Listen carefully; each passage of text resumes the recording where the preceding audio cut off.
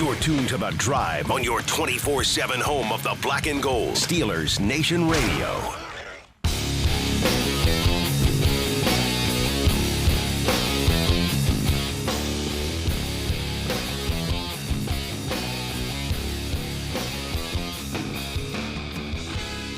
Good afternoon, Steeler Nation. It's The Drive on the Steelers Audio Network. Wes Uhler and Matt Williamson with you here on a Wednesday where there is more moving and shaking across the National Football League here in Western Pennsylvania. The Senior Bowl is underway. Free agency's right around the corner. Watching Senior Bowl practices yesterday got me a little revved up for the draft. Gotta admit, juices were flowing. The weird world of Matt Williamson. I haven't been there in a long time, but watching practices and reading the reports and stuff, it's draft season. I'm psyched. It is, and I'm the same way with all this. It's one of those. You wait, you do like the hurry up and wait thing for so long, and then it's there, and it's like, woo! After a while, it's like, boy, it's been draft season a long time. I was just going to say, 800 mock drafts. By the time we get to April, we're like, oh, can we please just get to the draft? Can we please just get to the draft? By the time you and I leave the combine at the end of February, we'll be like, I'm ready for free agency. I'm ready to just, something a little different here. But it is an exciting time of the year. The coaching carousel is ongoing. A Super Bowl's about 10 days away. The draft in April, free agency in March, the combine in about a month. It's all going on here. And Matt, we are going to continue coaching hires, obviously, still, and filling out the staff. And let's start there as we always do. And I think there's significant news in the AFC North as Todd Monken has been hired as the next head coach of the Cleveland Browns. Yeah. I'm a Monken fan as a schemer, and strangely, he got fired as offensive coordinator there not that long ago. Was really good in Georgia, has a pretty extensive college career, but he really did some great things with the Ravens. I mean, they were humming a year ago, that first year with Henry. And when Harbaugh got fired, it sounded like Harbaugh was on the table for Monken. And that was maybe part of the riff there, if you will. Yes. And you were very much like, he should be in Monken's corner. He's really good at what he does. Look at what he's done. Yeah. And he progressed Lamar, too, as more of a pocket passer, more traditional stuff. And Lamar has something to do with it as well. I don't know what kind of head coach he is, and I know it's not the most desirable job out there. But I think if you're the Browns, you're about as happy as you could be, all things considered. Now, the other side of that is, I don't know that now you're keeping Schwartz. In fact, it sounds like, according to the Mary Kay Cabots and the people in the know in Cleveland, it sounds like he has told everyone, sayonara. So you're probably worse. I mean, wouldn't you really rather have Schwartz as your D coordinator and the current Atlanta head coach as your O coordinator? I mean, you know what I mean? That's 1-2 coaches of the year. I understand that they haven't been good, and change is maybe good for change, but is Monken going to be better at his job than – why can't I remember last year? The head Stefanski. Coach. Is Monken better than Stefanski? I think, if anything, they're equal. Sure. Is the next D coordinator better than Schwartz? Probably not. Probably not, Or at least certainly not as accomplished as Jim Schwartz, and with the recent hands-on track record. I mean, you and I have referenced phenomenal, this. You look at it, it's like every year Cleveland has a top 5, top 10 defense, but a 30th ranked offense or a 29th ranked offense. Yeah. And I'm sure their offseason will be about offensive acquisitions. It better be, or they're nuts. You know, but they don't have any cap space, but they have a ton of picks. Yes. They have good picks. Yes, they do. And so that's the latest from Cleveland. Monken in as the head coach. All the reports that Jim Schwartz told everyone, I'm leaving, said his goodbyes to the people, got to that point. The people in the organization. And then that leads me to a direct parallel. And real quick on those, I find it interesting though that Monken and Schwartz game planned against each other directly twice a year for a couple years in the North. Yeah. I'm sure he's offended you didn't pick me, and promote me. But maybe he looks at Monken and be like, I out-schemed him every time. Or, I have no respect for him. Or maybe he thinks he's the greatest coach in the world. I don't know. But they know each other well. They do. As adversaries. They do. And listen, if you know anything about Jim Schwartz, there's always been some reports that there's some ego there. And I'm not saying that's unfounded or anything like that. He's not alone in the coaching world. Like you mentioned this with, who was it? I think it was Brian Dable. He's known being a little prickly. Yeah. Some people, we all have people like that in our families, in our workplaces. It doesn't mean that you're a bad person. It doesn't mean that you're bad at your job. You're just maybe not as chummy, as friendly as some others. Yeah, of course. And he's really good at his job. He's very good at his job. And Yeah, yeah. remember, And I think he knows it. I was in Philadelphia the 3 years that I was there with the Eagles and everything were the years that Jim Schwartz was there under Doug Peterson when they won that Super Bowl. And it was a similar kind of reputation for Jim Schwartz in Philly. He's great at his job, but he's a little prickly. He can be a little difficult to work with at times. And that can wear on people. It's his way or the highway. He's one of those coaches where it's like, if I want A, B, and C, B, C, and D isn't going to cut it. You know, if I want red, white, and blue paint, don't give me any green paint. You know, I'm not going to work with it. I'm not going to do it. Okay. And so I'm sure all those things factored into just what we know now is that it sounds like Jim Schwartz is available, and this is obviously something we'll talk about with Chris Halicke here in 10, 15 minutes. But I'd be very interested in kicking the tires on Jim Schwartz here in Pittsburgh. Yes. Yes, for sure, because he's a big-time defensive coordinator. You know, if there was a wing in the Hall of Fame, he'd be at least in consideration for, better defensive coordinators of the generation. However, when you said he likes his paint the way he likes his paint. No, that's a very good point. The Steelers scheme would have to change a lot. I mean, it's a wide 9, true 4-3 type of thing, single high. It's not exactly what the Steelers are built for. It's not what Mike McCarthy was talking about yesterday. Now, albeit definitely not. Right. Albeit this news was not out there yesterday. Good point.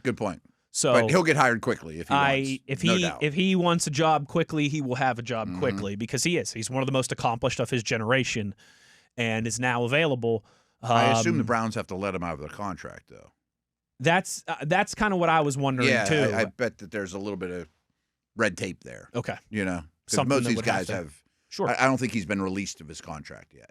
Okay, that would make sense. We'll monitor that. And who knows? Keep an eye on that. Maybe it's happening as we speak. As that rolls along. Yeah, maybe that's some of the T's that need crossed and the I's that need dotted before this becomes officially announced by Cleveland. Speaking of a similar reports and things starting to clear up, some good news on the Andy Weidl front. For Steelers. Yeah. So we had mentioned how he was. Not necessarily for Andy. Not necessarily for Andy. That's true. And as you mentioned, he's a guy who deserves to be a head guy someday. We would love to keep him here as long as we can, but we also know that he has his reputation and he's getting GM interviews for other teams in the NFL for a reason, obviously. Well, according to Jonathan Jones, who is a Falcons reporter in Atlanta, that the Falcons have kind of zeroed in and will have in-person interviews with Houston's James Lipfort and Chicago's Ian Cunningham this week on who will be the Falcons' next GM, and a decision should come Thursday or Friday. So it's not that we've officially heard that Andy Weidl has been ruled out. Right. But it's being reported by credible people in Atlanta that these two are the finalists, which would make it seem that Andy Weidl is out of the running there in Atlanta. Well, from a Steelers perspective, that would be wonderful. I mean, I would hate to lose what I assume and is perceived to be, and probably is true, your best talent evaluator in the organization, especially in a year where there's a lot of people to begin with, and you're looking at talent a little different than you did. So losing him would have bothered me for sure. Assuming we're correct on that and he will be back next year, that's good news for Steeler fans, no doubt. There is never a good time to lose somebody like Andy Weidl from the organization. But this would be the worst time. It's like, not to get too. You need a wartime consigliere. Not to get. It's a fancy word there, consigliere. We had a big debate before the show started today on the correct way to pronounce kielbasa. What's the correct way to pronounce consigliere? Do you have to put a certain alliteration on it? This is like. There's never a good time for somebody in your family to pass away. You know what I mean? But there's worse times for somebody in your family to pass away or something like that too. I told my parents, don't die on draft day. I wasn't going to be that blunt with it, but there you go from the wonderful I've got a running Matt joke Williamson. in the family. Even before I did this for a living, I'm like, love you guys, but I'm busy on draft day. So it is funny. The first couple days of free agency are pretty busy too. When friends or family ask me about vacations and trips during training camp, or when people tell me they're getting married on the weekend in the fall, of course, I'm like, I won't be there. The only way you should know this about me now. Don't even ask. I say this to my friends and my family all the time. The only way I will ever have a day or two off during that time period is if somebody in my family dies. That's it. Yeah. That's it. And draft day, I'm probably busy. Sorry, Mom. Cold-blooded Matt Williamson. Strictly business. There's never a good time to lose somebody like Andy Weidel. No, there's not. But this would be down low on the list of times that you would want to see him leave. And I assume that they know this day is coming, of course. But I would think next cycle, look out. Yes. Yeah. I think that is, you better have a succession plan in place, right? With that, a couple more things here. Adam Henry, former Bills wide receiver coach, being hired by the Steelers for the same role, according to the NFL Network. What do you know about Adam Henry? What can you tell us about this guy? Not a ton, and I use Wikipedia scouting. Yeah, this is some Wikipedia scouting, and we're going to term. do that a lot in terms of assistant coach hires. So here's what I know. Immediately, you'll say, Bills receiver coach, their receivers are a disaster. Isn't the Bills receivers one of the biggest reasons that they couldn't advance and get where they need to be? Good point. I can understand that. Keon Coleman is not developed it's only been a year, but he is not really developed to where they or anyone expected or, where his talent suggests he could go. However, I'll say Shakir is one of those guys that's way outkicked his coverage. I mean, to me, that's important. I mean, he kind of like in a Hines Ward way. I mean, that Hines Ward's a better version, but, like a mid-round pick that really turned into an important glue guy when you needed him most. And I think that has a lot to do with coaching. The other thing that really stood out to me, though, say what you want about the Bills receivers, and they're not the most talented group. These aren't like classic underachievers that nobody's getting anything out of. It's not the Bengals wide receiver group or the Vikings wide receiver group. But they block. And to me, that really speaks to coaching. The receiver blocking goes a long way. It's hard to tell is a wide receiver coach doing a good job or not. But when you see them blocking, attitude, that's a nice check in the positive area. And he also worked with McCarthy in Dallas and helped CeeDee Lamb's emergence. You got some more intel on some of the guys that worked with McCarthy in Dallas. Let's get to that after Chris Halicke because we only have a minute or two left here, and I don't want to rush that. But we do have some Cowboys intel that you just some more news and notes about him. A little more than the Wikipedia scouting. Right? Yeah. Let's do that in the bottom of the hour after we talk to Chris Halicke here in a few minutes. Last news and notable: Browns special teams coordinator Bubba Ventrone. Oh yeah, he's a CV guy. Chartiers Valley. Yeah. Really? I recruited. We thought about offering him a scholarship at Pitt. I remember when he was coming out of high school at the time. Bubba Ventrone is his name. So you watched his VHS tape back Definitely in the watched his VHS tape at the me. time. Yeah, he ended up going to Villanova, I think. Okay. We didn't quite think he was, that level, but those are guys that turn into good special teams coaches. Yes, they do. He was a Belichick dude, safety for the typical Belichick Killebrew special teams killer, right? High IQ above the shoulders, right? And tough. He had received interview requests from the Rams and the Steelers for their special teams coordinator position. It sounds like, according to Mary Kay Cabot out of Cleveland once again, that he is likely headed to the Rams. Headed out. That would have been a nice addition. That would have been a very nice addition. You think he is going to be their special teams coordinator? That's what the people in Cleveland are reporting, that he was deciding between the Steelers and the Rams. I don't even know if I ever met him. I mean, I'm talking like we're buddies. The Rams would be really hard to beat if you're an assistant coach. But I bet Pittsburgh was, because it's home too, they might have been his top two choices out of 32. You know what I mean? That's like the guy on signing day who's picking between Alabama and Ohio State. Exactly. Good place to be. And the Rams special teams were a disaster this year. They need a big upgrade. And he's a well-regarded guy around the National Football League. And so, would have loved to see him return home. But according to the ITKs, the in the nose in Cleveland, it sounds like he is heading to join Sean McVay and the Rams as their special teams coordinator. More on some of the names that we mentioned yesterday that Matt did a little more research on. We'll do that after we talk to Chris Halicke when we return. Whole bunch of moving and shaking here on the program this afternoon, and we're just getting started. Wes Uhler, Matt Williamson. It is The Drive on Steelers Nation Radio on the Steelers Audio Network.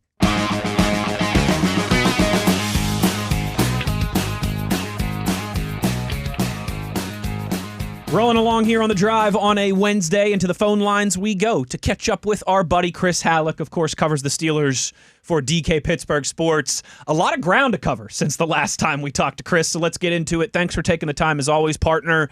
And let's go, before we get into some specifics and some staff stuff and some press conference and all that, let's just go 30,000-foot view with you. This is the first time we've talked to you since the Steelers have hired Mike McCarthy.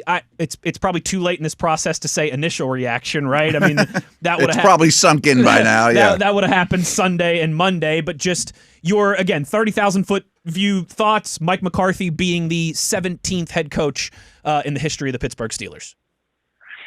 Yeah, thanks for having me, guys. Yeah, my initial reaction was I wanted to see possibly a longer process in this, or at least to bring in a couple more candidates, just to make sure that they did their due diligence. But as Art Rooney said in the press conference, when they feel like they have their guy, they're going to have their guy. It doesn't matter if it's, obviously you have certain requirements to meet, for NFL, but, if you feel like you have your guy, then you have your guy. Why delay the process anymore? And so I understand that perspective. But the one thing that I think fans will appreciate outside of the fact that he's, from Greenfield, and you could obviously see the emotion that he had, becoming the head coach of the franchise, the team that he watched growing up, is the fact that he's an offensive coach. He's an offensive mind. He's going to call the plays. This is a shift for the franchise. I think that's interesting for sure. I think fans should probably at least welcome that type of change. While I understand, like, sometimes you always want the young egghead type, but at the same time, this is like I said, it's an offensive guy, it's an offensive coach. It's going to shift the focus, and that means things are going to be different in 2026. How different? That obviously has yet to be seen. But 30,000-foot view, it's different. It's a little familiar, but overall it's different, and I think there's plenty of intrigue going forward. It's definitely different, and you mentioned he is an offensive-minded guy, and the more homework I've done on his stint with the Cowboys, he kind of lets his defensive staff do their thing. I don't know if you have any names in mind for defensive coordinator, and if you don't, that's fine, but is there a scheme? Is there a style? Is there something you're looking for in the defensive hire? Well, McCarthy did say that at least a very, very high, pretty much said that they wanted to stick with a 3-4 front. So I don't know how much. I was a little shocked by that. I was like, why are we pigeonholing that? Yeah. And then, when he talked about, the way the Steelers have done things since 1992, I'm like, okay, well, how different, or how, like, league's changed a little since then. Back? Yeah. Right. Yeah. Things have changed a bit. The zone blitz isn't what it used to be in terms of throwing teams off. You can still do fire zone and all that stuff. Yeah, a lot of defenses, if not all defenses, still run that, but they don't live in it. A couple of names that I thought of. Patrick Graham was one. He's the Raiders defensive coordinator. He was under McCarthy with the Packers in 2018. He's done some really interesting things. He's also performed way better if you look at some of the underlying numbers than the surface numbers appear to be, especially when you consider the fact that, like, the Raiders outside of Max Crosby, don't invest any money on that side of the ball. It might have been the least talent in defense in the league last year. Right. And he's making, chicken salad out of chicken stuff that I can't say on here. But then I think of Al Harris, who played corner for him in Green Bay. He coached under him. He was an assistant head coach under McCarthy in Dallas. He then moved on. When McCarthy moved on, he went to coach under Ben Johnson as defensive backs coach and pass game coordinator. So he's got some interesting ties. And I think if you want, not that Al Harris is young, I think he's 51. But if you wanted to go for kind of, I would say more of an up-and-coming type hire, like I said, age isn't, he's not in his 30s or anything, but I think that's an interesting guy. And then I can't help the fact, but just think, like, what's going on in Cleveland if Jim Schwartz really wants out. Oh, wow. I don't know how you don't at least talk to the guy. Mm-hmm. He's a really accomplished defensive mind in the game. Yes, he does some things differently than what McCarthy said, but it might be one of those things where you weren't, like when he was at the press conference yesterday, he might have been thinking at that time, there's no chance I even have a chance in sports. And then if things change, you got to be like, well, I got to adapt here. I don't know how. That's me personally. I don't know how you don't at least pick up the phone and speak with them. Because even during McCarthy's press conference, like you mentioned, Schwartz was still very much in the hunt for the head job with the Browns. Correct. Yeah, correct. And so now the Browns are hiring Todd Monken to be their new head coach, and apparently Schwartz isn't, according to reports, isn't liking that, liking being overlooked, and apparently wants out. And so if that's the case, like I said, I don't know how you don't pick up the phone and at least see if there's sign me up mutual for that. interest there. Yeah. So, but those are three names that are pretty interesting to me on the defensive side. Well, one name that's certainly interesting on the offensive side, not for the coaching staff, but for the future signal caller position of the Pittsburgh Steelers organization, of course, is Aaron Rodgers. And it sounded like there was certainly interest there from Mike McCarthy on bringing his former quarterback back for a second year in Pittsburgh.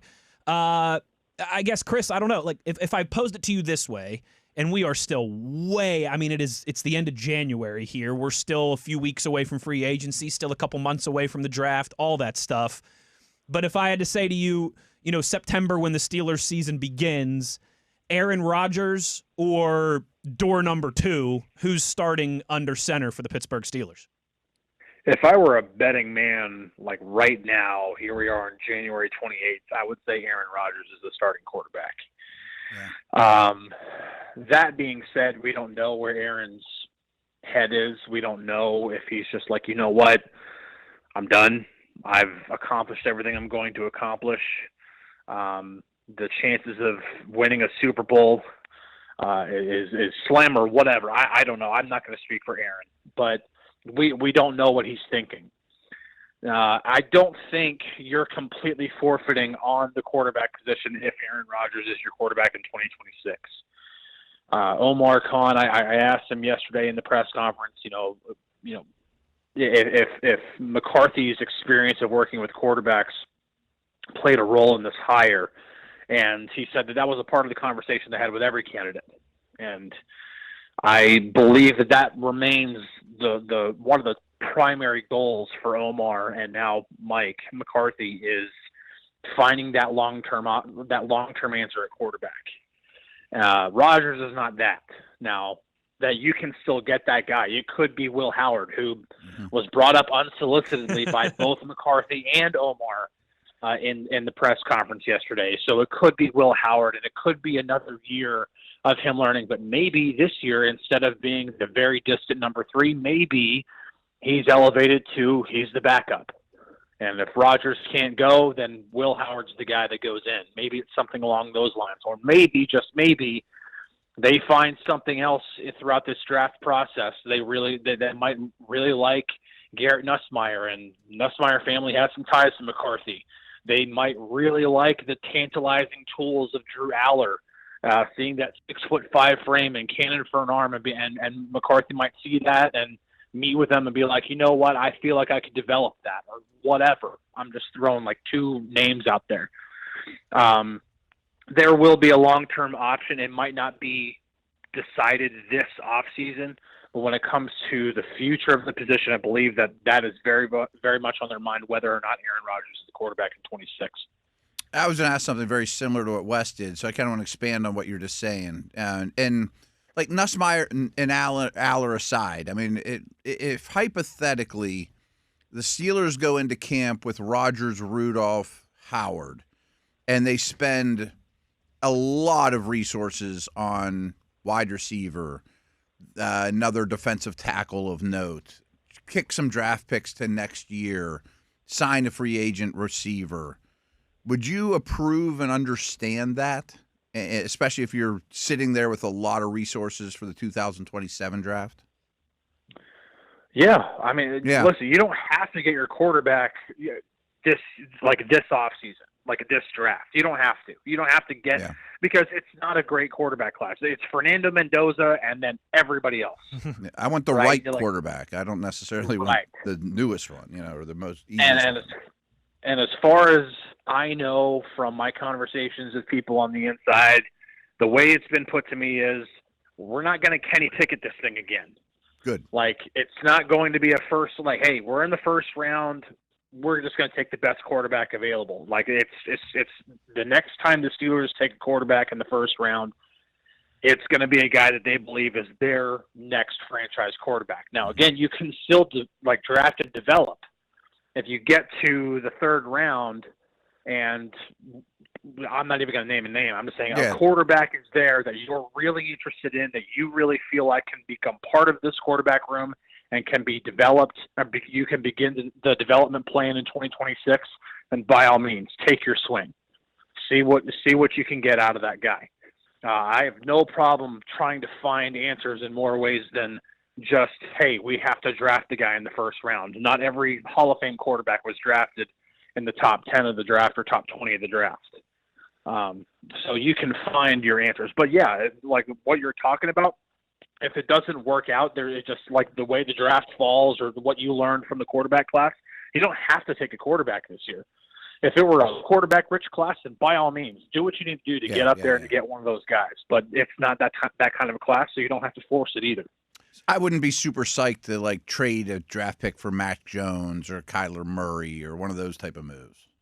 It depends on the draft pick. I'm not. Yeah. I would not think that they're going to trade a day 2 pick for Mac Jones or Kyler Murray. Right. I'd be really surprised. At least with Mac Jones, he's really, really inexpensive.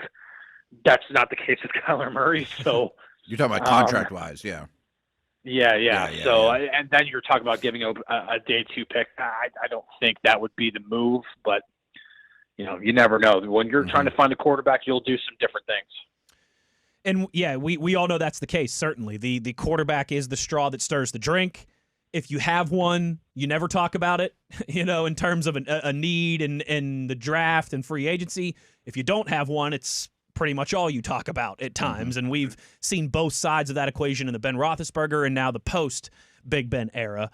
But what's kind of next on the docket for you after that, Chris? Is it wide receivers? We know Mike McCarthy and his offenses like to live in 3 wide. You only have 3 on the roster right now. You're going to need real reinforcements there. Is that kind of the first area that you look at to attack with your draft capital, with free agency? Is it maybe something on the defense? Are you trying to supplement that offensive line that feels like it's really close to being one of the best units in the league? We all know quarterback's number 1, but if you were Mike McCarthy, what's the second position room that you're trying to attack? It's got to be wide receiver. I don't know how it can't be. Yeah. It's a position that I understand the league is evolving and it has its trends and it's trending more toward larger personnel and running the football again. But you still have to have wide receivers. Yeah, you either have to have one freak receiver like Seattle has with JSN, or you have to have 2 alpha types. If the Steelers are right, but it could be a situation like Cincinnati has with Jamar Chase and T. Higgins. That's not the only team that has that type of a situation. But yeah, you've got to, and even when McCarthy, when you look at his history in Green Bay, they had Greg Jennings and Jordy Nelson. They've always had more than just one really good receiver. Yeah. You got to have more than one receiver and guys who can strike some fear into the guy that's lining up across from them. And even McCarthy talked about, when you are in those situations, you want your number 1 receiver to be better than their number 1 quarterback. You want your number 2 receiver to be better than their second corner. You want your third receiver to be better than their third corner. Steelers don't have that. They haven't had that. So, yeah, for me, I'm not saying that you should ever draft for position, but I don't know how wide receiver is not atop the list in the first round, especially when you look at some of the names, some of the talent that's there, it's there for the taking. And even if you have to trade up to go get it, like, it's there for the taking. There are some really intriguing receivers in this draft. Yeah, there are. Chris, correct me if this sounds crazy to you. If Wes would have asked me that exact same question that he just asked you, I might have answered it by saying need number 2 and need number 3 are wide receiver. No, I see what you're saying. Like, I don't think it's like, hey, we're gonna get ourselves a receiver in the first round and we're done. I think they have to add 3 total. So I want 2 legit investments. I would like to see. I think ideally, because you have live in 3 wide. Right? Yeah. Yeah. If you're going to live in 3 wide, if you're going to live in 11 personnel, I want a veteran and a high pick, and then maybe a late pick. Yeah, you got to go get one in free agency. Doesn't have to be number 1 where you're paying him $30 million a year or anything like that, but it's got to be an impactful guy. We're not talking. Romeo Doubs would be fine for that role to me. Something like that. Yeah. You get a Romeo Doubs. You get a guy who has proven he can win. He can win in coverage, whether it be man or zone or both. But then, you still also go into the draft. You get yourself a guy who can. You get yourself an alpha. You get yourself a dog. Mm-hmm. That's what I think you got to do. I think if they were to do that, if they were to position. Absolutely, make it a true position of strength, because it has not been one for a while. Because again, you might have a first-round quarterback next year falling into that nest, and boy, that'd be nice. Yeah, you want to. I think you've put it that way a number of times. You want, whenever you get that franchise quarterback, whether he is currently on the roster and in the midst of development, whether you draft that guy this year and he has a year or two to develop, or whether you draft that guy in the first round in 2027, you want that quarterback to be in the best position possible whenever he is handed the keys to the car. Mm-hmm. You want to make sure that when he is handed the keys to the car, the engine's primed.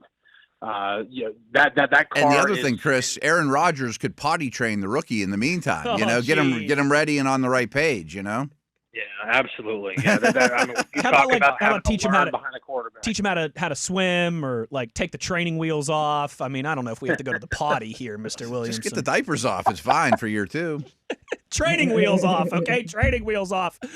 Chris Halicke, great stuff with him as always. DK Pittsburgh Sports. Ask TV over there how happy he'll be when you're past the diaper stage. I'm pretty close. Our youngest is mostly potty trained. Still has the occasional accident, but she's doing really well. So I'm about to kick diapers to the curb here pretty soon. Halicke, thanks, buddy, for your time. Great stuff as always, and we'll talk to you soon. Thanks for having me, guys. I appreciate it. There he goes. Potty training. You're funny. That stuff that he talked about with the quarterback, and you guys just referenced, and dropping a quarterback into an ideal nest. Yeah. You know who else talked about that on these airwaves today?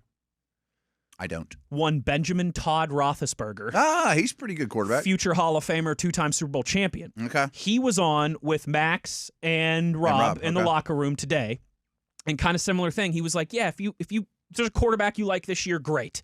He's like, but ideally, he's like, I'd love to add some wide receivers, maybe one more reinforcement for that offensive line. Me too. And he talked about, he was like, look at what I had when the Steelers drafted me. He was like, yeah, we were great on defense. Everybody knew. Yeah. He's like, but I've got Faneca and a solid offensive line in front of me. I've got Bettis behind me. I've got Hines Ward and Antoine Randall, established, talented wide receiver. And there were games he threw like 12 passes. And I think there's a lot to be said for that when you hear it from a future Hall of Fame quarterback about how much that meant to him, being dropped into an offense that was ready-made, just needed the quarterback, and they were able to take off. I mean, fresh out of Miami of Ohio, too. I mean, he wasn't out of Bama or, Correct. Yeah, a little bit more of a learning curve. Correct. And so we will actually, in hour number 2, play that Ben Roethlisberger audio for you before we get up out of here. You can hear that directly from Ben. Good stuff with him, with Max and Rob earlier. Good stuff with Chris Halicke just now. Thanks for his time. When we return on the other side, more on coaching staff moving and shaking. We'll start to get into some more NFL draft talk and some free agency conversation as well. It's all on the table today. Wes Uhler, Matt Williamson. It's The Drive on Steelers Nation Radio on the Steelers Audio Network.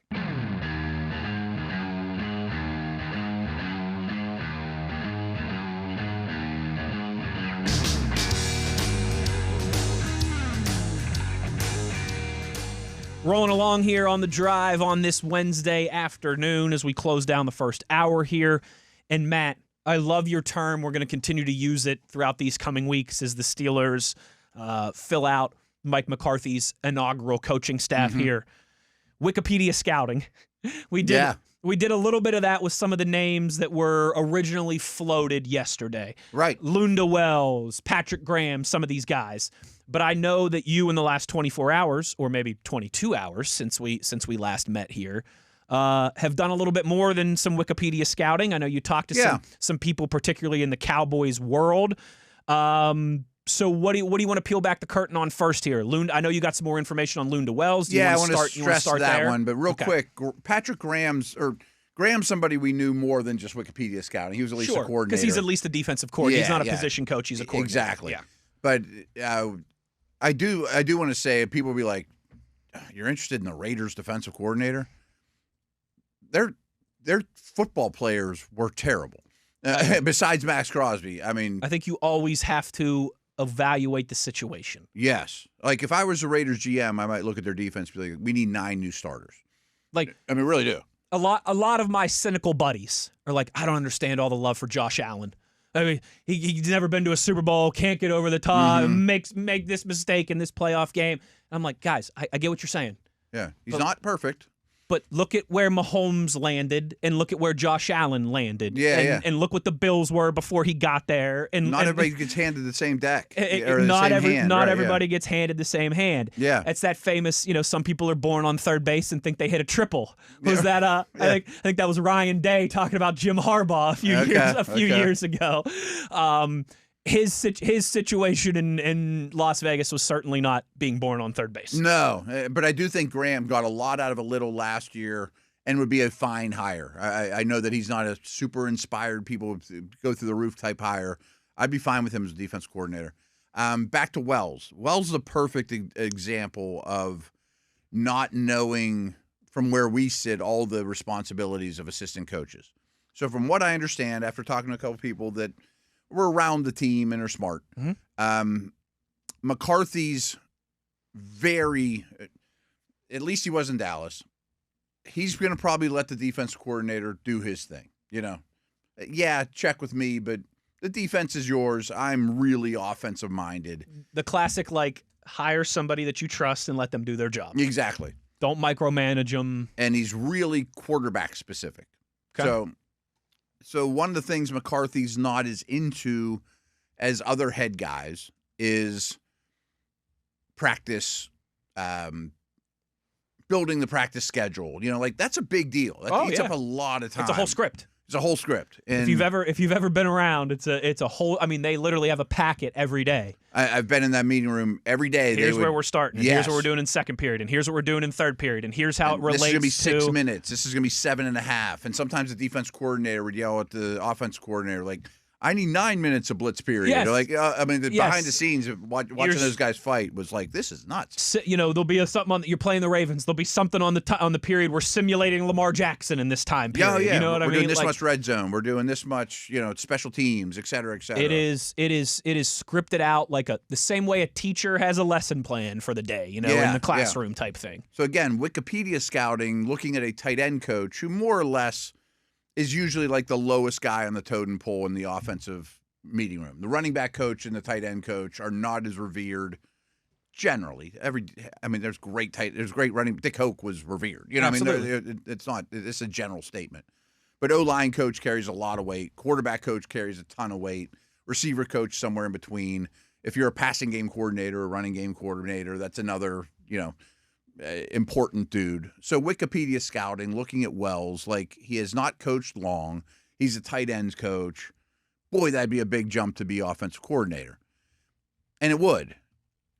But I guess Wells was doing he was in charge of all the practice stuff and really did a lot of stuff for McCarthy in Dallas.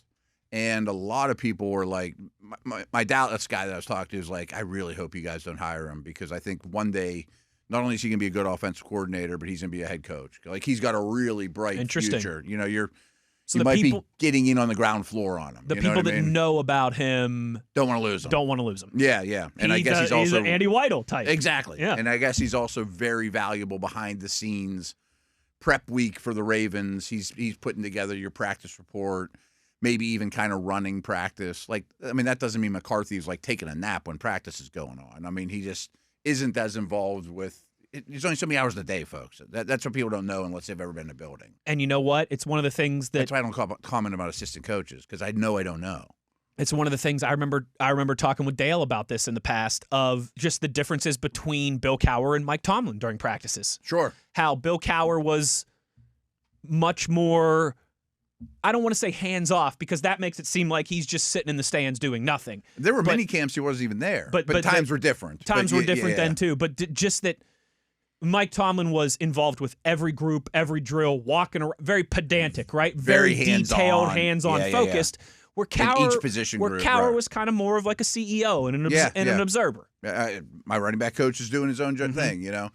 Tomlin would jump in and be like, try putting your hand placement here and things like that. And run that back. I want to see those two again in that drill. We would see that all the time. Oh yeah. He'd be watching Highsmith and Darnell Washington from the side, and they would go to get back in the line, and he'd be like, "You two, run it back, do that again." But meanwhile, Bear Bryant would be up in the top of the up in the scaffolding tower. lift or whatever. Yeah. There'd be a tower for him, you know, and he'd sit there with his binoculars or not. I mean, everyone has their own style, and you win either way.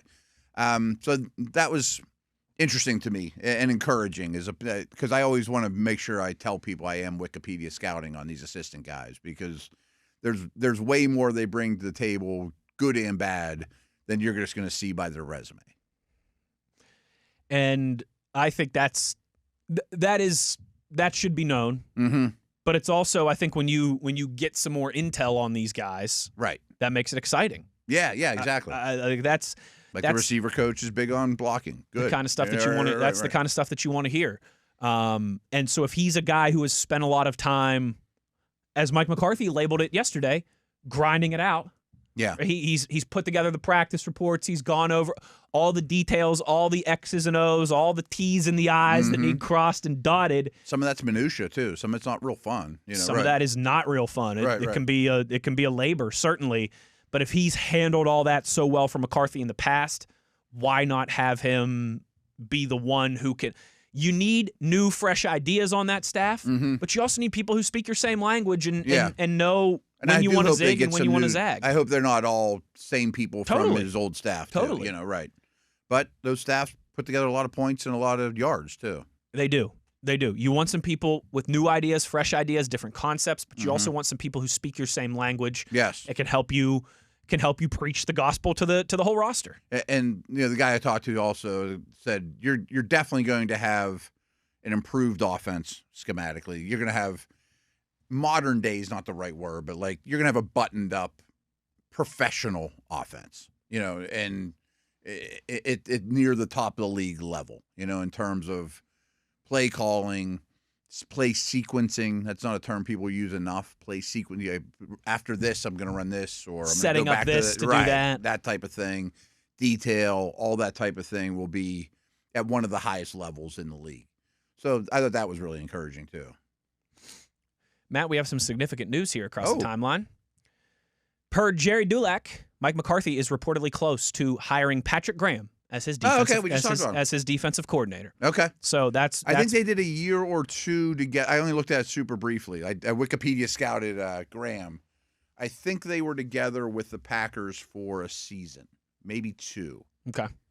But I get it. I absolutely get it. I do need to do a little more homework on what scheme that means. Like what's his preferred scheme he runs. I'll take a look at that for sure. We'll follow up on that a little bit more tomorrow. Yeah, absolutely. Hour in the books. Another hour to go. We'll get into plenty here in hour number 2. I want to talk some Senior Bowl stuff with Matt. He was tingling just watching those practices yesterday.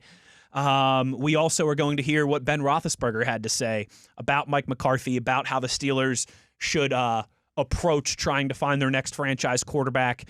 We'll hear what number 7 discussed with Max Starks and Rob King in the locker room this morning in hour number 2. So plenty to get to. Halfway home on the drive, Wes Uhler, Matt Williamson on Steelers Nation Radio on the Steelers Audio Network.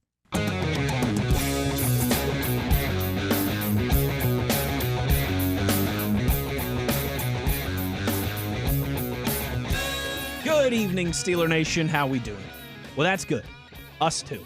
Hour number 2 here of The Drive. We're going to hear from Ben Roethlisberger, his thoughts on the Steelers offseason, the Mike McCarthy hire, the search for the quarterback of the future. We are also going to talk about the Senior Bowl and some NFL draft stuff here, as Matt and I like to do and are really starting to warm up to. But since it was kind of at the end of last segment there at the bottom of the hour, according to Jerry Dulac, Steelers are close to finalizing Patrick Graham as defensive coordinator under Mike McCarthy, 47 years old, past 3 seasons with the Raiders. He's also been the defensive coordinator of the Dolphins and the Giants in the past. So despite being 47, has some real lengthy experience as a defensive coordinator already. Do you have his whole entire coaching history there? I can get it for you in 1 second. So what he's known for is 2 things that stand out to me, is getting more out of his talent than what he's been given. Yeah. And that's absolutely true. Last year, I just found some stuff at the break. 2023 with the Raiders was definitely the best roster he had, which was still way below average. It was Crosby and a couple names you'd recognize, but not much else. And they were basically like 11th or 12th in all categories, which you would take with the 25th best roster, where last year I thought he might have had the 32nd in terms of defensive talent, Crosby and nobody. So I think you love that. And a lot of these conversations I hesitate because, I don't mean to kick the old staff in their way out the door, but we all know it was the most expensive defense in the league last year. You could argue that they got less than the talent out of those players, where this guy has traditionally gotten more out of the talent of those players. So that's enticing to me. One other thing is I guess he's done a bunch of interviews, and when you dig into the guy, he's very not set in his ways. He's proud of – we just talked about Schwartz. Schwartz is going to run – you can give this guy whatever paint you want. Okay, and I'm going to put pieces together. I've learned a lot in my journey. He's real proud of that in terms of – I took a little piece from this. I took a little piece from that. He can open the fridge, see what ingredients are in there, and I'll make you something. Yeah, I'll make you something. Man, this bread's old. He's not going to yell about needing to go to Giant Eagle and pick up some extra ingredients. Yeah, go to the best shops out there too. Either.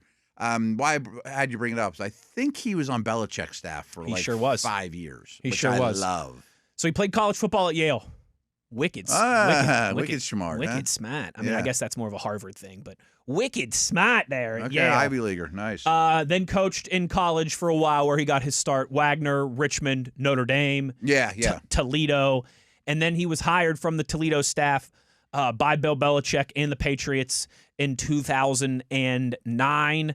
As a defensive assistant, and then linebackers coach, defensive line coach. I know extensive defensive line, I think. Oh, extensive. Yeah. He was with the Patriots from 2009 through 2015, so 6 seasons with the Patriots.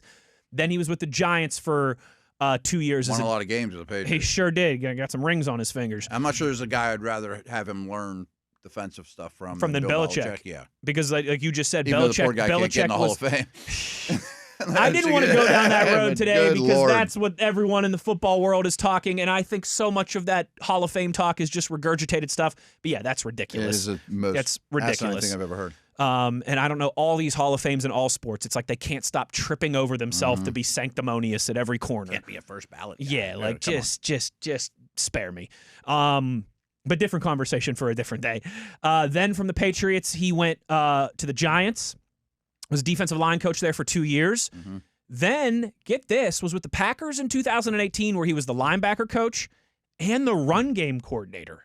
So I did know that about him. He had roles on both sides of the ball there with Green Bay. Rare. It's not totally unheard of, but it's so rare. Sometimes guys will switch sides. Like Ben McAdoo just did that last year. Yeah, and it's basically like, let's bring the enemy into the room and tell us how he's attacking us. Yeah. Things like that.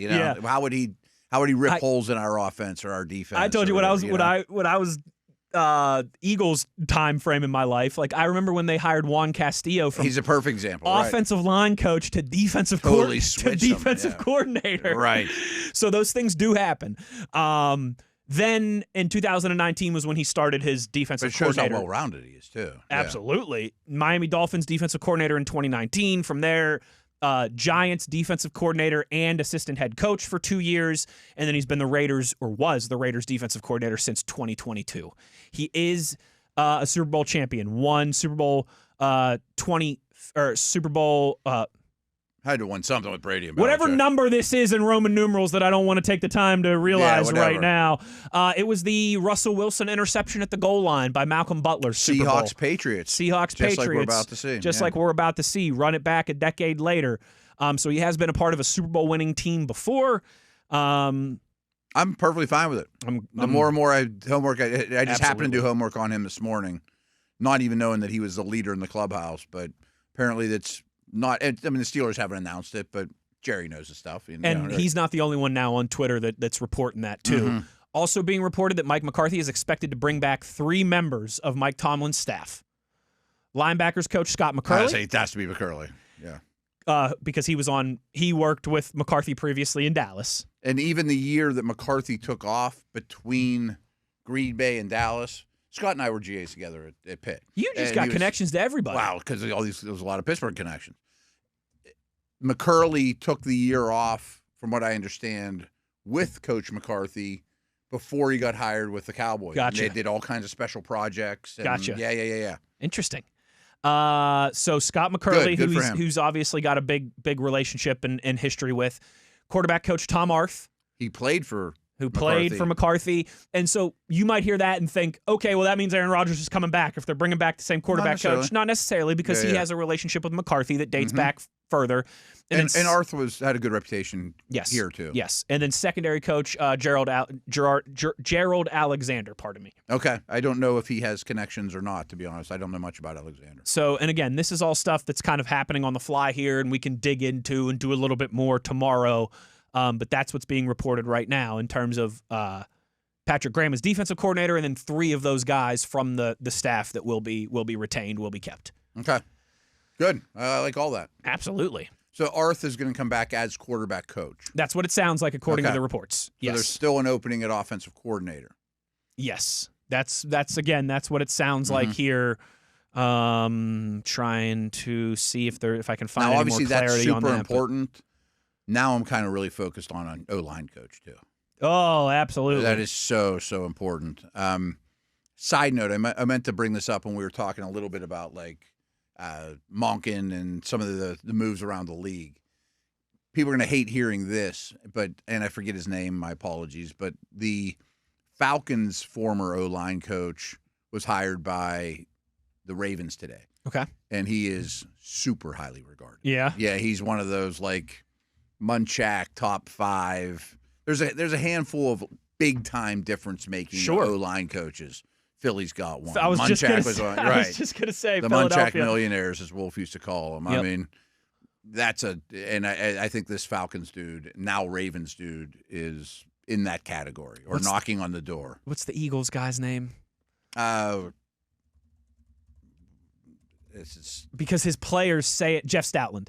They go to Stoutland University. That's when they do the introductions, they say Stoutland University. Yes, right. So, yeah. I mean, Kelsey was not a high pick. Mulata was a 7th-round rugby player. Lane Johnson's the only one that was really like a... Right. And he might be the best right tackle that ever lived. He might be. But you know what? Speaking of these... Okay, ready? You ready for this? Yeah. The Bill Belichick, do you punish him? Do you punish him for cheating, for going into the Hall of Fame? All these different conversations, right? Lane, the way that Lane, because I agree with you. I think he's the best right tackle of his generation. I think he's one of the best. The O-line nerds would be like, he does things nobody else does. Yeah, he was also suspended twice for performance-enhancing drugs. And when he goes into the Hall of Fame one day, are people going to hold that against him like they hold the Spygate stuff against Belichick? Right. The inconsistencies in that drive me crazy. I know. Drive me crazy. And there are some O-line people I really respect that if you bring up Lane Johnson as, he's the best right tackle, he's like, yeah, but he got busted. I can't do that, Mm-hmm. And I understand it. You're right. I told you this before. Moats would always talk about, because he did the NFLPA stuff for 1 year, and he was like, that was my biggest gripe. He's like, how these guys can appeal stuff like that and still play and then get suspended. Yeah. Because he's like, because that happened to Moats against Lane Johnson, actually. Steelers, I remember this story. This is great. Lane was suspended for 10 games for PEDs, his second time getting nabbed for it, but appealed, and so he was allowed to play the next 3 games. Moats played against Had to go against him. And Moats is like, so that tape, when I go for my contract negotiations that offseason, like that tape is being used, but this guy's getting suspended 3 weeks later for PEDs. I should be going against the backup and ripping him up. I should be going against the backup and putting some sacks on the board and all those type of things. But again, those are all different conversations for a different day.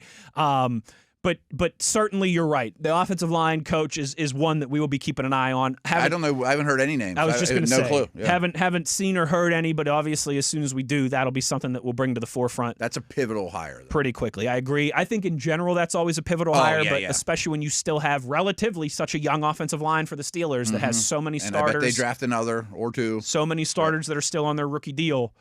Frankly, I think a big deal. I've said this for 15 years that after head coach, it might be the most important hire.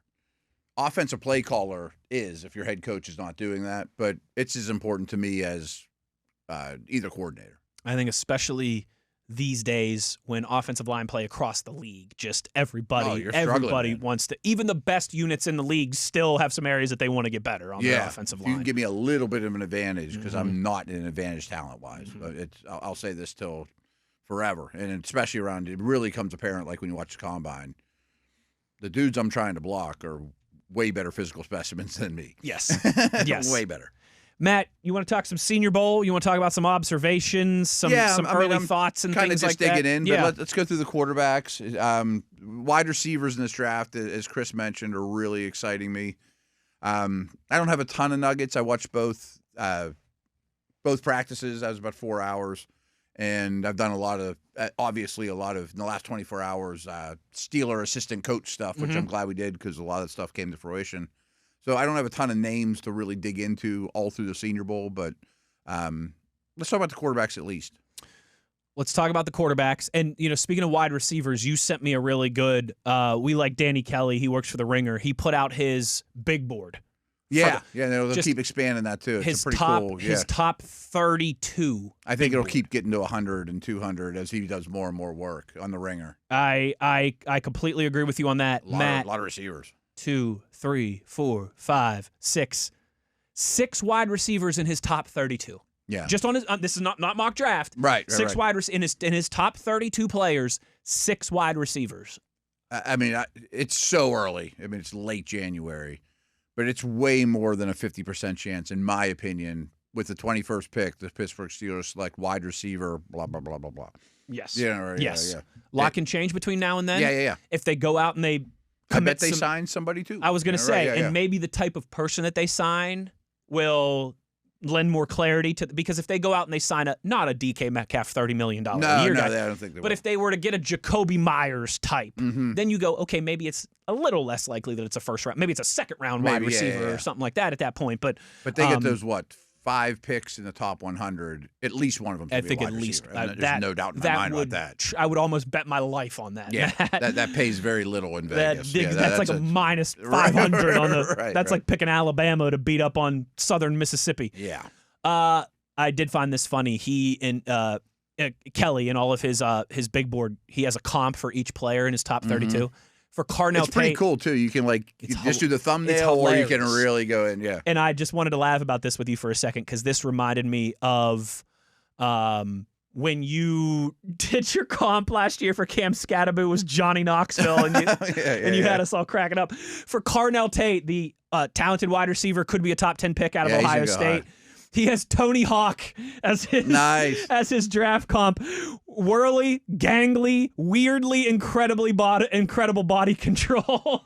That's great. So he means it as a compliment. He means it as a compliment. Yeah. Wirely,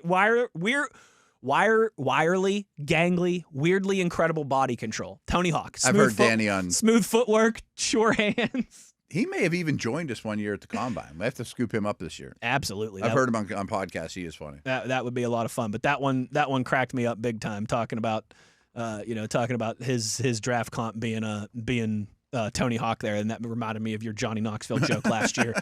Matt, I know you're starting to have the googly eyes, the side eye for a quarterback that we have not yet discussed. Piquing my interest. Piquing your interest a little bit. From a non-power program. And it is the quarterback from South Dakota State, I believe, correct? Yeah. I thought we were doing this next segment. Do you want to do this next I segment? don't care. I mean, whatever, up to you. You're driving the show. Listen, I'm losing all sense of time and everything here today. Things are happening left and right. Things are happening, and we got Big Ben stuff to get to, and yeah, you know what? Let's do that. Let's do a little that. draft segment and then get to Ben. Let's do. Yeah, that sounds good to me. Let's do that here because you might want to talk about Nuss a little bit as well too because we saw. Yeah, I think it's worth bringing up. It's only one practice. It's only one practice, but it's worth bringing up. So a couple of guys there are sort of intriguing. Yeah. Oh, absolutely. But let's talk about Cole Payton, the North Dakota State. Sorry, I said South Dakota State. North Dakota State. I don't want to mess up my directions there. No, this is Mason McCormick School. That's right. Yeah. Maybe he can Wentz and Lance, and they pump out pros. They do.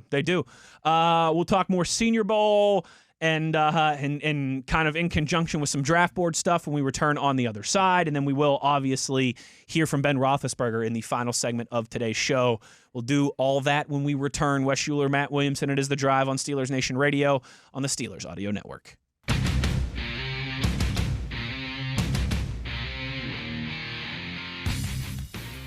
All right, Matt Williamson. You caught me on my toes. Okay. I like to think that, listen, there is maybe only one or two things in the football world that I think I can go chop for chop with you on, or maybe even slightly you have to lean on me for. Oh, yeah. And not the other way around. I mean that as a compliment to you and your background and your professionalism. One of those would be college football, right? As we talk about a lot. It's not even close. It's not even close. So I don't even know who the head coaches are, the quarterbacks. I mean, I know draft prospects. Yes. When we get to draft day, I'll know those dudes. Absolutely. But I don't plan to know what happens during the course of a college season. Well, you told me that there was a quarterback you wanted to talk about. Yeah. That we did not mention his name not even once throughout all the around campuses and because we did about once a week. Did his name come up? There were no. I don't think. Yeah. It did not. I'll admit it did not. Yeah. And rightfully so. I mean. But even there were times where I mentioned like Parker Navarro, who was the Ohio University quarterback that I liked. But I never mentioned we did Cole. know a lot of names. Yeah, I never mentioned Cole Payton. Parker Navarro I think he's going back to another big school. He might be another one to keep an eye on for next year. But you said I got a name for you. It's someone that we never discussed. We did around campus almost every week. There were a couple weeks where there was a bunch going on, or like the Steelers played on a Thursday. But we never talked about Cole Payton, the signal caller out of North Dakota State, the lefty, the southpaw. Yeah. Who, by a lot of people's, I'm not going to lie, I did not watch the Senior Bowl practices yesterday, but I read a lot of the reports. You did some watching and some deep diving. A lot of people saying that he had the best performance of all the quarterbacks down there, albeit just day one. Still very early doors in this process. But he was. I mentioned him before I watched the practice. Yesterday we watched it. We brought him up. Yeah. It's like you and I would say with the Dante Kents and the Max Hurlemans and the J.J. Galbraiths and in those settings like at Latrobe, you just want to be saying these guys' names. Oh, look at him. Look at Dante Kent there. Look at Dante Kent here. Look at Max Hurleman making a play. We're saying this guy's name a lot. Cole Payton might be becoming one of those guys. So I think I forwarded you Todd McShay's report. I don't know if you read it yet or whatever. But he has a little category in there called nudge guys. Okay. So I used to work with both of them. Todd and Steve Mensch is kind of his right-hand man, really good guy. They've worked for ESPN forever. Todd does not anymore. But when he says a nudge guy is, Mensch and I are sitting there watching practice, and I nudge him like, who's that guy? That's good. Yeah, exactly. That's like Cosell's track back. Exactly, right. I like that. That's the Galbraith thing. That's how Jalen Warren started. Dale and I'd be like, what about him? What about nudge. Yeah. And didn't we just talk about him yesterday? Didn't we just talk about him? Right, yeah. He keeps showing up. No, but nudge guys. That's awesome. I like that. I like that. First I heard that term. I like that.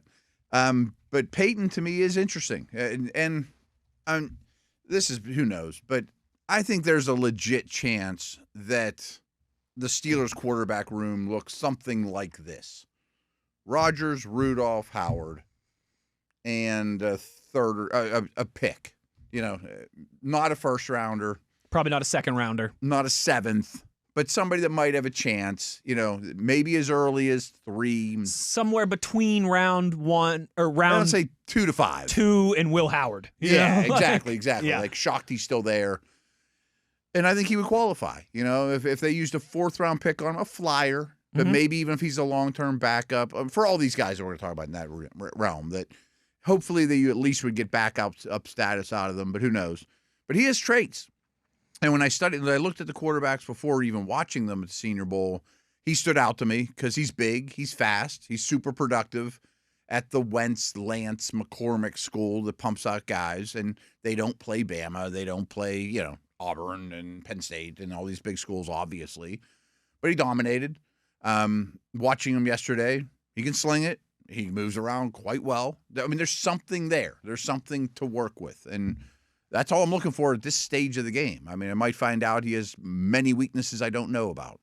And I'm sure he's not a finished product. Of course not. But, okay, if you're talking about like that fourth-round neighborhood of somebody you might hit, I think that's as good a dice roll as any. I want options. Mm-hmm. Even if the Steelers end up not going that route, even if they don't draft a quarterback, I still want more there's a theory options. You should draft a quarterback every year. You talk about that quarterback every year, offensive lineman every year, or at least every other year. Real close to it, 3 out of 4, right. And maybe a year like this where there's the clear-cut number one guy and then a vast gap, maybe this is the type of year that you do take a flyer on one of these guys. Yeah. And we've talked about the Luke Altmyers out of Illinois, Taylon Green out of Arkansas. Altmyer looked better than I expected, too. He's an interesting one. I thought he was going to be a lifetime 12-year backup type guy, but he was better in that one practice than I thought in that regard. Peyton Manning loves Luke Altmyer. Really? For whatever reason, if Peyton Manning keeps talking about a guy, these guys start at the Manning camp. A lot of people these don't know about the Manning camp. They do. Right. So they have kind of background on these guys for a few years. Our boy Sawyer Robertson tore up the Manning camp by all accounts. He sure did. Yeah, he sure has did. traits too. He was ranked number 2 on McShay's kind of quarterbacks from the Senior Bowl. Nuss was 1. Yes. Saying that Nuss dealt with injuries this year, a lack of run game, and insufficient offensive line play, but he's the alpha on the field at practice and is the most advanced passer of this group. And he's going to come up a lot. I mean, McCarthy coached with his dad. Yeah. I mean, they're going to know a lot about him, and injuries were a big problem this past year for him, from what I understand. And he put bad tape out because he was injured. He says, and that's a hard thing to scout. That's a very hard thing to scout. Like going back his senior year hurt him dramatically. He'd have gone much higher if he didn't. Him and Drew Aller. That's remember when the Dante Moore news broke, and I was like, listen, these guys are making more money now than ever before. So I get, and like, if someone's paying me $8 million to stay in college for an extra year and be the man on campus, LSU, and not have to take classes, and you know what I mean? Like living it's a good life. That's a great life. But man, it 99% of the time you can only go backwards in your stock. Yeah. You can't. And Aller got injured too. And people get hurt. Absolutely. Yeah. Absolutely. And so, and more often than not, it goes that way. It did for Nussmeier too, but that doesn't mean there's still a lot of vertical mobility for that guy. Heading But I forward. bet he interviews well, and those things like so far the Senior Bowl has gone well for Nussmeier. Apparently he's healthy. He may go to the combine and get dinged on 4 different things, and all of a sudden, why'd he go in the 6th round? That could happen. What was McShay's order of the 6? You have that handy? Nuss 1, Sawyer Robinson 2, Taylon Green 3. Now he stands out too. I mean, he's every bit of 6'6". Oh, in terms of the traits, it's him or Sawyer Robinson in terms of just traits guys. But like he compares Taylon Green to Joe Milton. I don't love that comp. I think that's fair. I mean, people love Milton. He needs a lot of polish. Taylon Green needs a lot of polish. Like he doesn't just need buffed out. He needs the full. He needs the full package. Yeah. Luke Altmyer 4, Cole Payton, North Dakota State 5, and then I think he had something good to say about Payton. He did. He said he's a pleasant surprise. He's a small school guy who will continue to rise in what's shaping up to be a weak quarterback class. I could absolutely see that. And then last, he had Diego Pavia, which I completely get. He just doesn't have the traits, the physical limitations to be an NFL quarterback. Yeah, you can get the Senior Bowl heights and weights are all out there. That was Monday. Yeah. He was like 5'9" and 7/8 or something. I told you. Like he was under 5'11" for sure.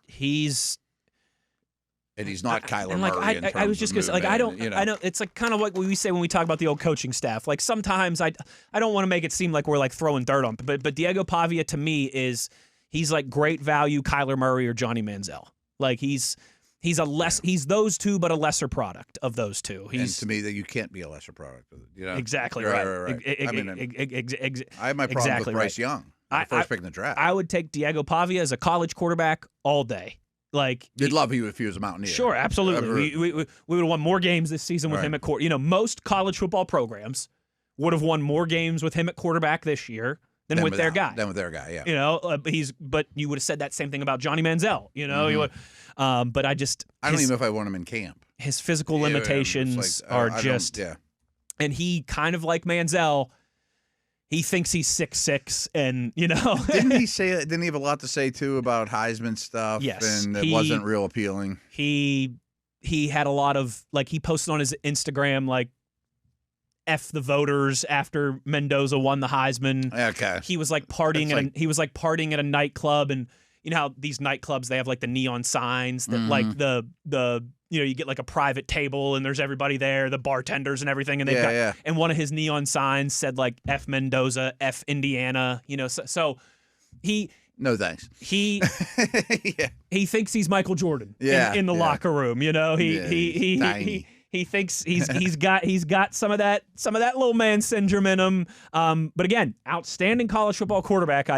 I'm not interested in. There's a lot of those outstanding college quarterbacks. No thanks for me. No, you're gonna have a real tough kind. I'm not sure I'd take him in the 7th round right now. I completely agree. Yeah, I'm not wasting my time. One guy that I would take first overall right now. Well, if it was 20-some years ago. Ben Roethlisberger, Matt Williamson. Yeah, is it that time? Cool. He joined Max and Rob earlier today in the locker room, talked about Mike McCarthy, talked about the future of the quarterback position for the Steelers. We'll hear what Ben had to say when we return on the other side to close this thing down. Uhler, Williamson, it's The Drive on Steelers Nation Radio on the Steelers Audio Network.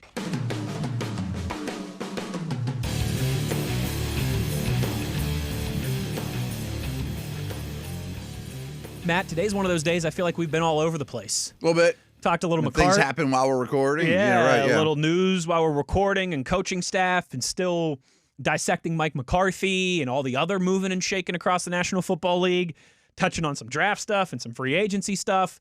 Well, I mean, his opening press conference was only 2 days ago, right? It was yesterday. Okay. I know. I'm just saying, all these last few days have all been squished together into one. But we are going to continue to kind of be all over the board today, and we're going to finish with a special treat. Ben Roethlisberger, this is awesome, yeah. Of course, you know, speaking of Hall of Fame stuff, like we were kind of joking about earlier, future Hall of Famer Ben Roethlisberger this morning joined his former teammate Max Starks and, of course, voice of the Steelers, Rob King, on In the Locker Room, the show that Rob and Max do at 10 a.m. here on the Steelers Audio Network. And they talked to Ben for 15 minutes about his thoughts on the Mike McCarthy hire, about the quarterback situation of the future, just on some memories of him and Max. And, you know, 20 years ago, just about to the day almost. I mean, we're like a week away from the 20th year anniversary of the Steelers winning that Super Bowl 40 against the Seahawks. Yeah, I guess so. Okay. With Ben and Max and all those guys. So a ton of really cool topics that they touch on here with 7. Awesome. I can't wait to hear it. Well, let's hear it right now. Here's Ben Roethlisberger in the locker room this morning. We are very, very pleased to be joined by a very special guest here in the locker room, and that is the 2-time Super Bowl winning quarterback, Hall of Honor quarterback, soon to be Canton wearing, yellow jacket, gold jacket wearing Ben Roethlisberger joining us now. Ben, thanks very much for being with us. Really appreciate it. Yeah, no problem. I mean, sometimes I was like a coach, too, so I'll take that. You know, obviously conflating the two because I'm eager to ask you what your sort of first impressions were when you heard that Mike McCarthy was going to be the head coach of the Steelers. Yeah, obviously that's a hot topic because my phone's blown up the last couple of days about people wanting me to talk about it. And I talked about it in depth last night on our podcast, and I actually talked about it a week ago when the search was kind of ongoing, when there were a bunch of names being thrown around. And, you know, I kind of said that, you know, part of me would be fine getting this kind of young, up-and-coming, hotshot kind of unproven to a certain sense, a head coach, you know, a candidate, a coordinator coming or something like that. But the name that I actually threw around, you know, was Mike McCarthy, and I'm like, I liked the hire. I would like the hire back then, and nothing's changed. I think it's a great hire. I know that it's drawn mixed emotions and mixed bags amongst Steeler fans and the talking heads and this, that, and the other. But personally, I like the hire. I really do, and I'm not just saying that.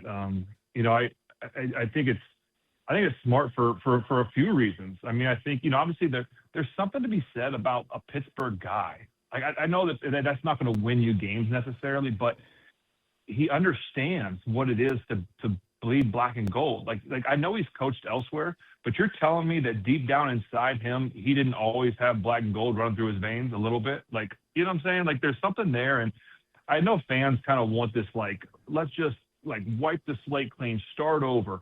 But I think if fans would really like check themselves after like the emotions go, I think they still want someone that has a little bleeding of the black and gold. You know what I'm saying? Does that make sense what I'm kind of getting at there? Absolutely.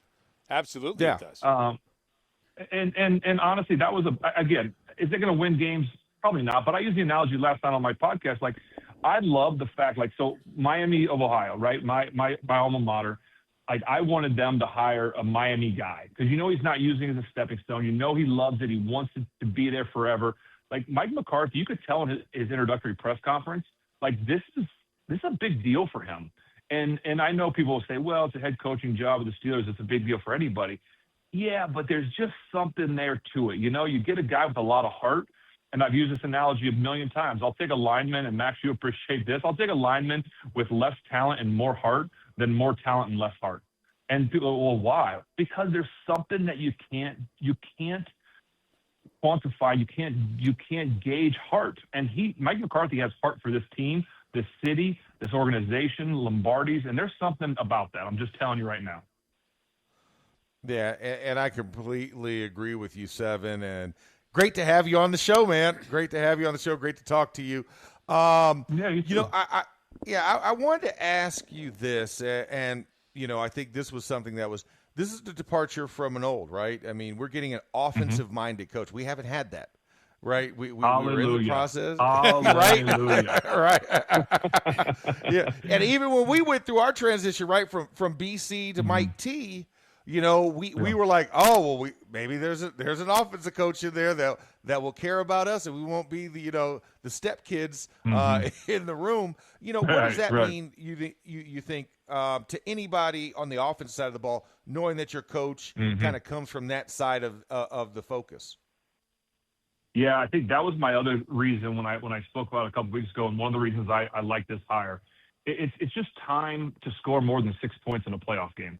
And if Steeler fans are like, wait a second, I don't like this hire. Well, don't you want to score some points? I understand this team in this city will always bleed defense and running the ball. But at some point, you got to keep up with the Joneses. You got to start scoring some points. And it doesn't mean that you're taking anything away from your defense.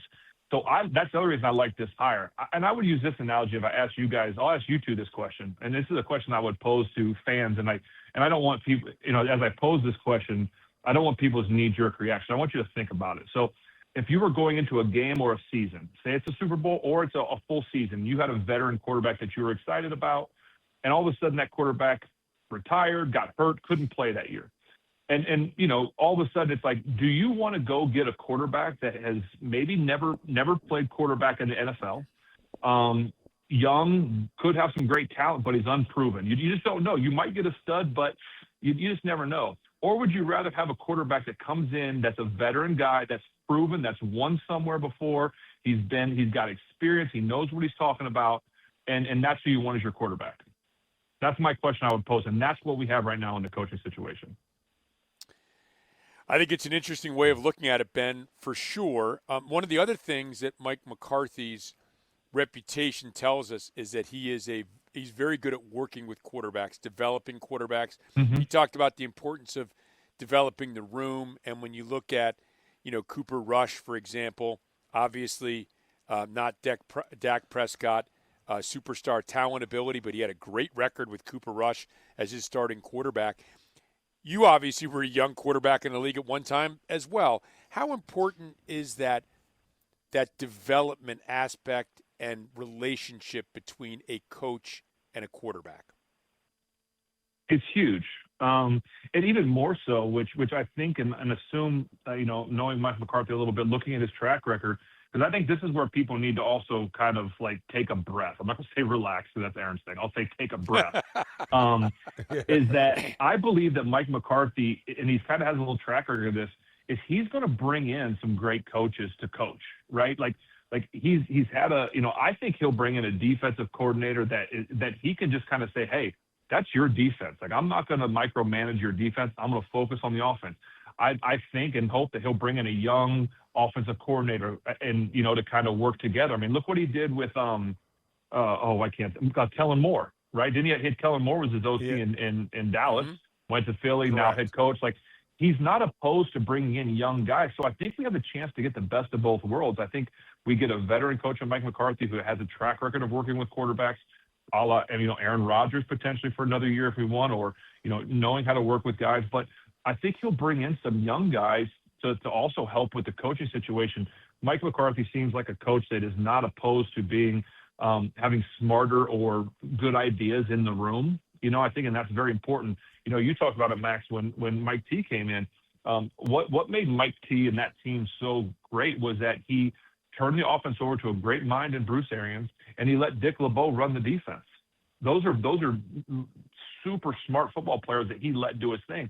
And I don't know who McCarthy's going to bring in as his DC and OC and things like that, but I could see him. I think it'd be great if he brought in a veteran defensive coordinator that doesn't have head coaching aspirations and said, hey, listen, this is your defense. You go ahead and do it. I'm going to focus mostly on the offense. Let me know when I need to challenge something or call timeout. Yeah, absolutely. And I think that's also why you bring in a veteran coach, right? Because that fear of jumping, of trying to leapfrog the head man. I mean, we saw that in Cleveland on Hard Knocks, right? It was, you saw the coaches like trying to fight to be the head coach when there's already a head coach. And I think for Mike McCarthy, like you said, bringing somebody in that's going to challenge you in a good way and have a different, fresh perspective. We talked about the coordinators, but in your mind, when you look at kind of assembling this team and how he's going to go about the roster of those guys, I mean, if you're looking at the attention after the coaches, what are you paying particularly interest into for Mike McCarthy after he gets the coaches in place? What's your thought process about what he should focus on? Like I said, for the team for next year? Yeah, for the personnel decisions or that type of direction. Yeah. Right.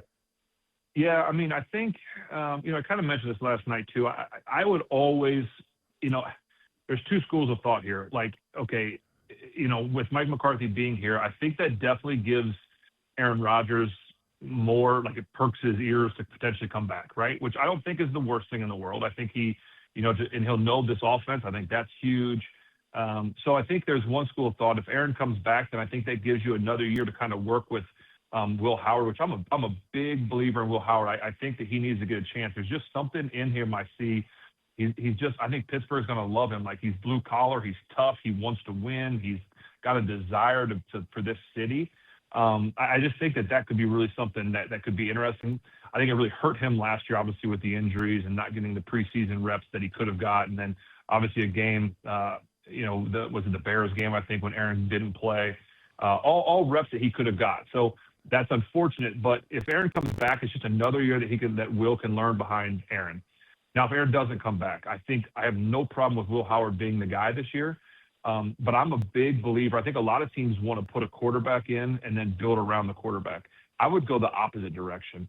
I would like to build a team and then stick a quarterback in it, so that you kind of what happened for me. We had a really good team, Max, when we came in, a lot of veteran guys, offense, defense, and I just got kind of stuck in it, which was great. I would love, and I think there's a lot of great pieces on this team. I would always focus on line. I think that's so important to have, linemen. And I think, you could probably speak more to this, Max, than I could, but I liked the way the line looked at the end of last year. I think there's some really good pieces in Frazier, McCormick. I think I'd bring Isaac back if I could for a year or two, because he brings that, Charlie Batch said it last night, that Ramon Foster-ish kind of veteran presence and smarts. But I would always, I think if you can really get a good line, I think having depth at line, if there's a stud, if there's a guy in there, and I'm not talking about a guy, okay, this guy looked good at tackle for 1 year, or this guy was a great 1 year player. Like, no, go get me a veteran proven guy. I love the center at Indiana. Now, I know we have a good center, but I don't think you can have enough interior linemen. Put him at guard or maybe, whatever. But I just think you got to go O-line. And then the other thing that I would potentially talk about is if there's someone available and if you had to move up a couple spots because you have a lot of draft capital, is I would think about a game-changing secondary player.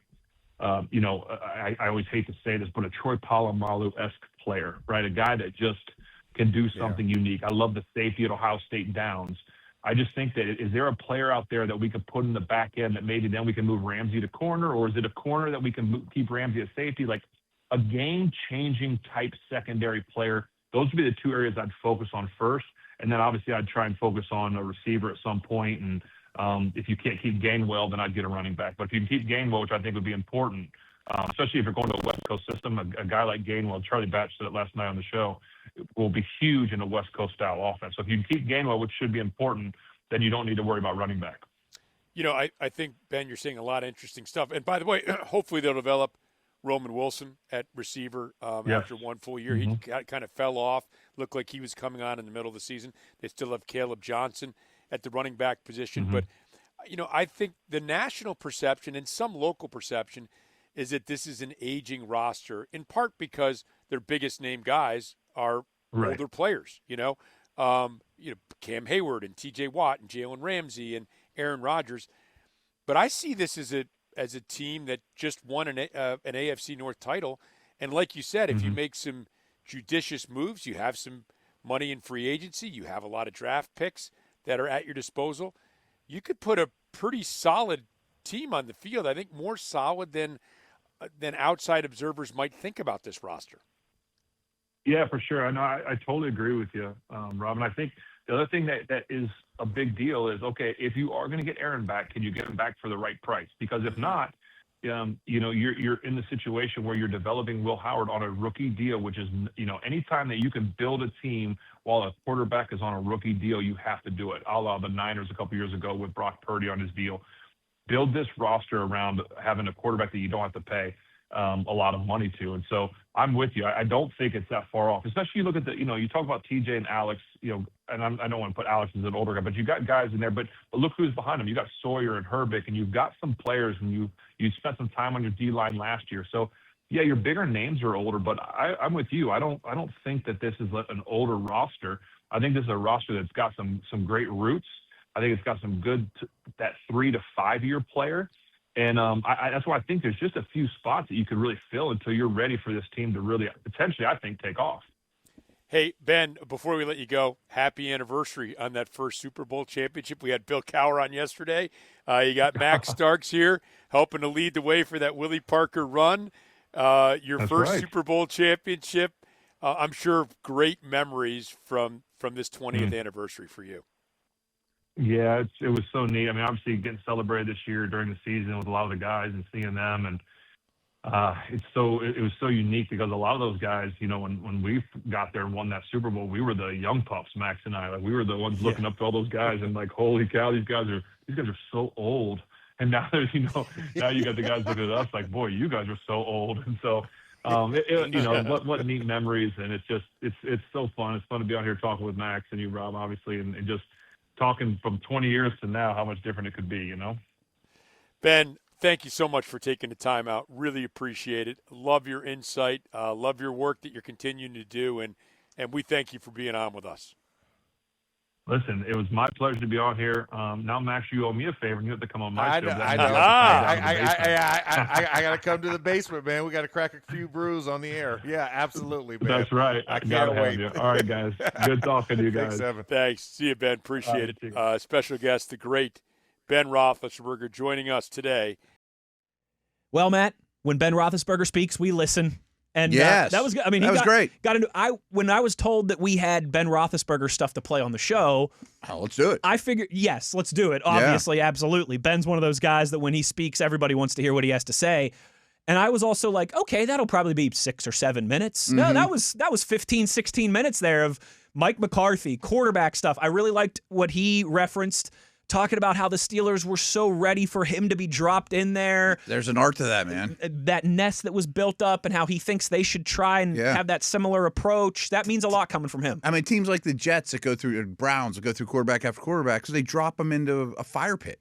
Like the Joe Burrows that go to really bad teams and then have them contending shortly after. That is so rare. That's so rare. Most of the time it's the Mahomes, where you drop a great quarterback onto a 12-4 division-winning team, and then they get Bring over him the along hump properly. Right. Yes, you drop Josh Allen onto a 9-7 wild card Bills team, and then they start winning division titles. And some infrastructure. Yes. Right. So makes a lot of sense, and loved hearing that from Ben, and just him and Max going back and forth, cool. And all that cool stuff. So a lot of fun.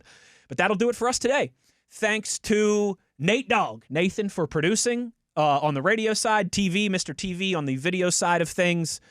And, of course, for Matt Williamson, I'm Wes Uhler. On the show tomorrow, more NFL draft stuff, more coaching carousel, more of the news of the day, and more from the Senior Bowl, as we'll have another day of practices to dig into there. So plenty going on the rest of the week. You know where to find us. We'll talk to you tomorrow. It's on your 24/7 home of the black and gold, Steelers Nation Radio on the Steelers Audio Network.